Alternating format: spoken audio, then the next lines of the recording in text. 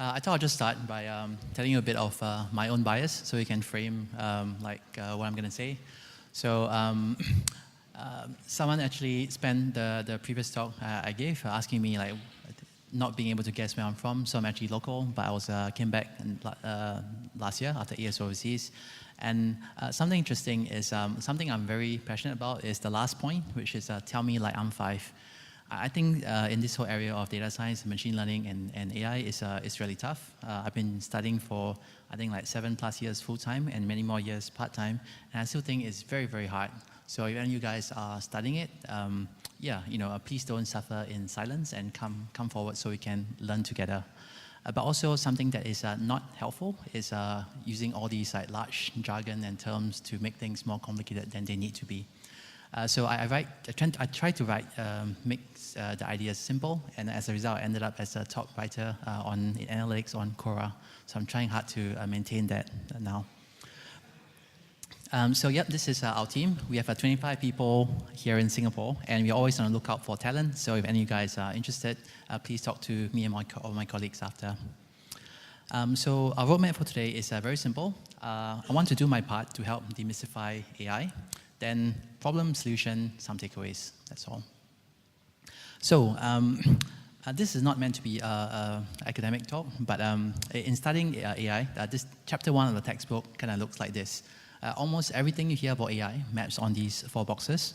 On the top, you have thinking, bottom acting. On the left, approximating a human. On the right, perfect rationality. So on the top left, you have things like DeepMind, which is trying to model the brain. On the top right, you have thinking rationally, which is I want perfect bulletproof logic. On the bottom right, you have probabilistic reasoning, which comprises most of data science. On the bottom left, you have the Turing test. So for us, we are not researchers. We do very practical things. So we are not going to be improving any architecture of neural nets related to the first speaker, but we are very practical reasoning within uncertainty and also interacting in a way that can approximate a human being. The other thing is I think anyone working in data for a while has this descriptive, predictive, prescriptive things. And one of the most common questions I get is when does advanced analytics become AI? So I've tried different explanations, and the one that I found is quite useful is that if the product you do, the software product, is a bit of a tool that supports decisions, you're kind of in the world of analytics. But when you kind of move into my software actually replaces a worker fully, that kind of tips over into AI. Of all the different AI startups that we've interacted with, many of their business models can be approximated to, I am replacing a kind of worker. I'm replacing a legal assistant, I'm replacing a call center person, I'm replacing a HR professional. So I've just found this quite useful. And between these two ideas, we found it quite useful to categorize AI companies. So just to build some intuition about the problem of model bias in the area of people analytics, please follow me on this kind of thought experiment. Imagine you were given the task as a data science person to assign my people to different training programs. You have 40,000 employees, you do data collection, 400 features, build a model, categorize them, cluster them in each tier so that everyone ends up in a different development track. So can anyone guess what I've just described?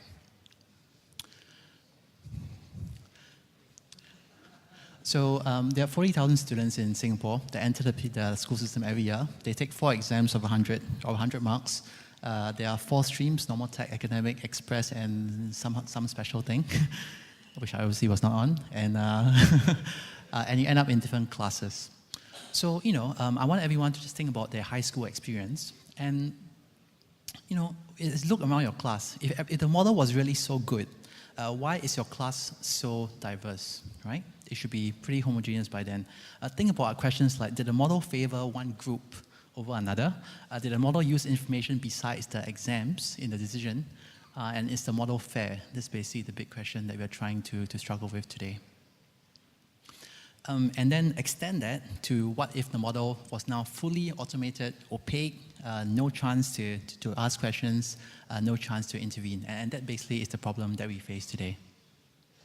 So I wanted to introduce this book. Our boss, who heads the Global Data Science Competency, in talking about bias, she kind of prescribes this book for all of us to read, and it's a great book called Weapons of Mass Destruction. And on the right, I just want to make I guess, a real example of, I think what one thing mentioned earlier, which was automated systems. They favor like male over female.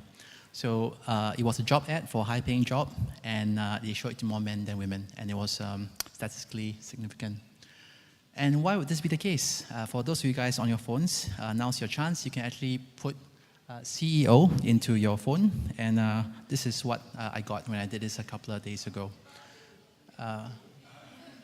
So I'm gonna, sorry if this offends people, but it's like all white male, so on, so on, so on.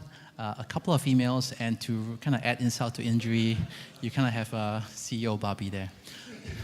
Now, it seems funny, but imagine you were to build this model to categorize people based on existing data that looks exactly like this without seeing this picture, yeah? What you end up with is something like this. So, we have models that use the features, age and gender, and all sorts of other features as well that are very demographic to actually, as a basis for discrimination. And this is just a very surface thing. Like one thing mentioned, this doesn't take into account the correlations between variables and all these other things. But even on this face level, yeah, it's really bad.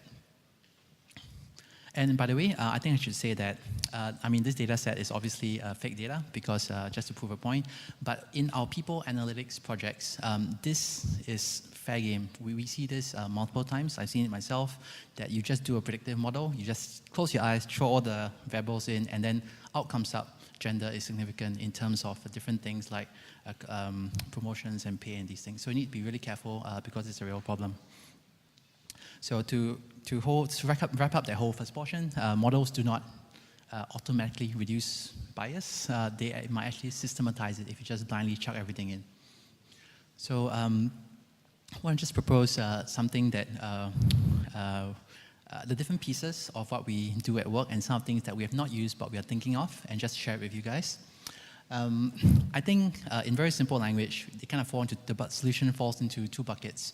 One is they talk about the black box, and the box is getting kind of less black every day. So we need to talk about that. And the other thing is, data science or AI does not occur in a vacuum, so we really need to work on the user side as well. So starting with this, the most basic thing we can do is to have a list of variables, and this actually varies by country to kind of not put in your model, yeah? So it's basic. Next thing is same slide as before. Not all models are equal, and sometimes you want to trade predictive power for more interpretable models. No model may be fully interpretable, but some are like kind of better than others. So I guess as a first cut, this is what we can do, and this is what we do in practice as well.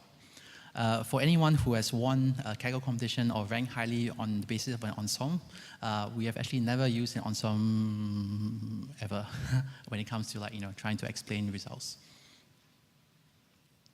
The second thing is, in the world of making the black box less black, there's two papers which I'm following, and I think I'm kind of waiting for the package to be implemented, but I think that they're really useful. One is called Quantitative Input Influence, one is called Local Interpretable Model Agnostic Explanations. So almost by the number of syllables, it's from a PhD paper.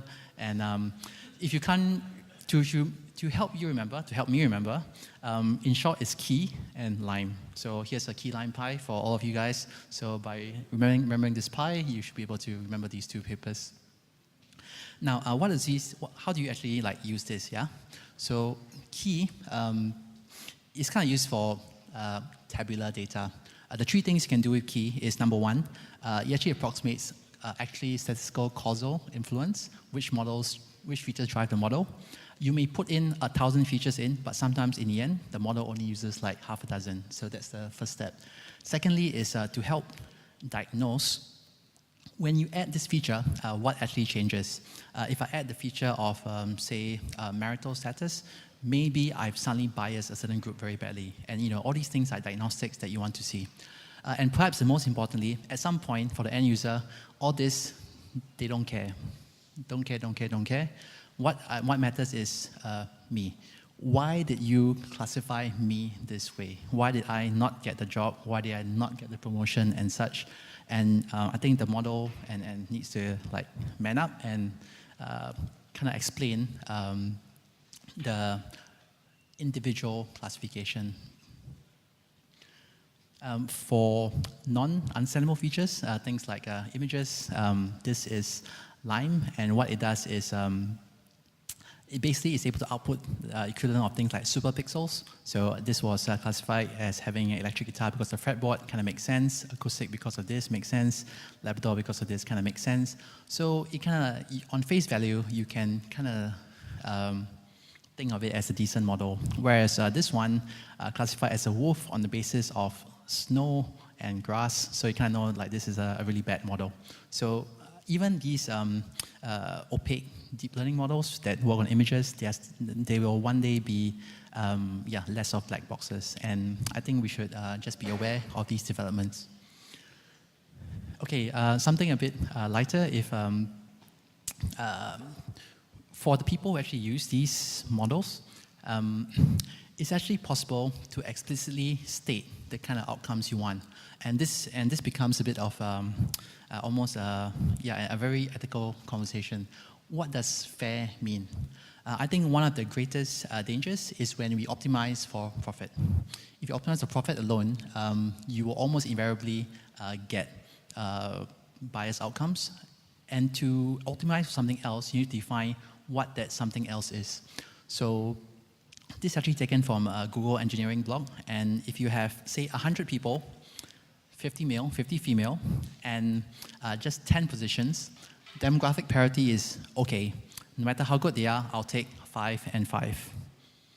Equal opportunity is, well, we don't want to just do that. We want to see all the qualified people first, and only on the basis of that, make sure the percentages are the same. So in models, it come out as a positive, in a true positive rate. And the point is that if you have management or companies to explicitly say this is the policy of the company, equal opportunity, that actually translates to things you can do with models. And finally, I just want to say that many years ago, there was this pretty famous write-up that said we would be short 150,000 data scientists and 1.5 million analytically literate managers. Since then, on the ground, what we've seen is heaps of people want to be data scientists, but no one actually wants to understand what we're doing. So it's really sad, it's really tragic, and I think to really unlock the value of it and to do it well, you need to rebalance this. Like, you know, it should be 10 times the other way, yeah? So we kind of we're under-indexed by an order of magnitude of like 50 or something. So yeah, this is something we should look at. Looking ahead, I just wanted to introduce you guys to the AI principles. Earlier this year, there was a whole bunch of thinkers who came together and through a very robust process came up with 23 points. And these are the 5 that kind of relate to model transparency. So not going to go through them, but just to make you guys aware of this thing that is a great place for any company who want to start tackling this issue. Yeah, so in closing, I just want to say that one of the things that I guess our team has experienced firsthand as we go to many of these meetups is that there are 2 kind of contradictory like narratives on AI. One is I need to have 3 PhDs and study forever and do all these things because it's so hard. And the other one is like kind of AI is for everyone, and one day everyone will have AI and something like that. And I think to bring these 2 realities together, both are right, but we need conversations like today to make the tools that are built by these smart people more accessible to everyone else in a way that is safer. And you want to do this Industry 4.0 thing, we need ethics to be mature as well. Thank you.